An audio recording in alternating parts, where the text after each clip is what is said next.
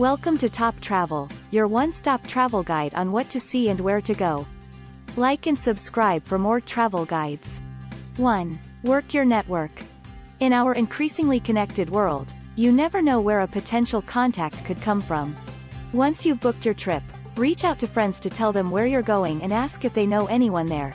You never know whose college roommate's sister might have moved to Portugal and is willing to show you around or take you out for dinner. Expanding your network of travelers also means you might get interesting new visitors of your own someday. 2. Occasionally, check in from the road. Even if you're going on a road trip through parts of the country that don't have cell phone service, check in on Facebook or another social media platform periodically. You can brag about your trip. Hey, guess where I am now?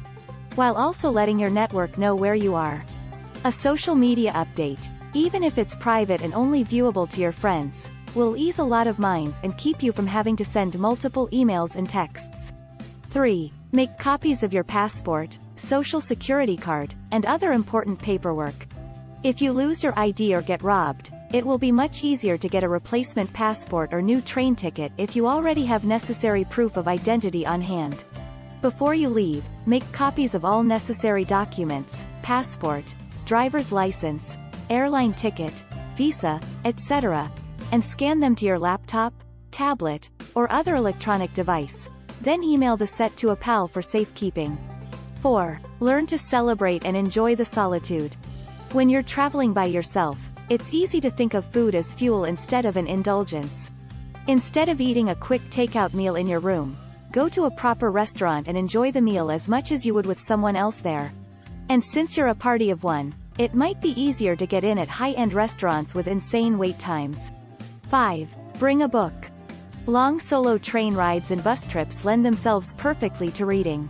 Since you aren't going to be chit-chatting with a friend or challenging each other to a game of cards, now's the opportunity to finally read that book everybody's been talking about. 6. Be selfish. When traveling with a friend or partner, it often means making compromises. But an upside of traveling alone is that you only must go to, say, a museum about burnt food if you really, really want to. Want to get up at 5 a.m. for a grueling hike? Want to sleep until noon and hang out in your pajamas all day? That's fine too. It's your time, and you can spend it any way you want. 7. Make sure someone back home has your contact info, names of places you'll be staying, and other important details. Even if you're doing something more casual like backpacking around Europe and will be deciding your itinerary as you go, give a close friend or family member all relevant information about your flight reservations, hotels you'll be staying in, and any other relevant information ahead of time. In addition to giving your loved ones some peace of mind, it also means that you have a backup if something goes wrong. 8. Don't be shy. If you want to meet and talk to people, to find out who they are and how they live, traveling alone is going to require some courage. Most people have a bit of a shy streak, and in many of the types of people inclined to travel alone, this trait might be even more pronounced. To get the most out of your encounters, you are going to have to suppress your shyness occasionally. One way to get started on this might be to refrain from ending casual conversations that spring up in shops, when asking directions, in a restaurant, in a line. Instead of cutting short these unexpected exchanges, ask a simple question about someone's family, or the neighborhood, or almost anything really.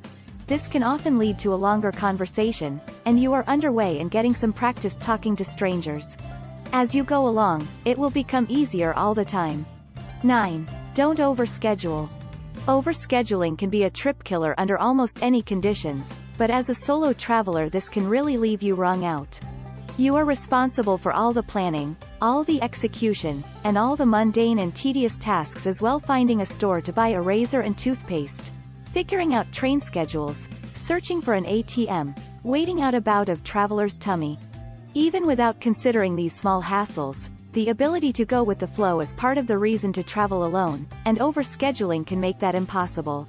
10. Don't run out of cash. Having no money in your pocket and no way to get any is a problem for any traveler, but even more so when traveling solo.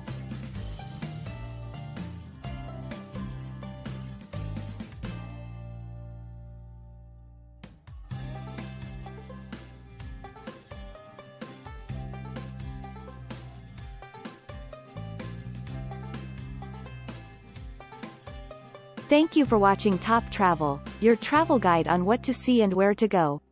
Like and subscribe for more travel guides.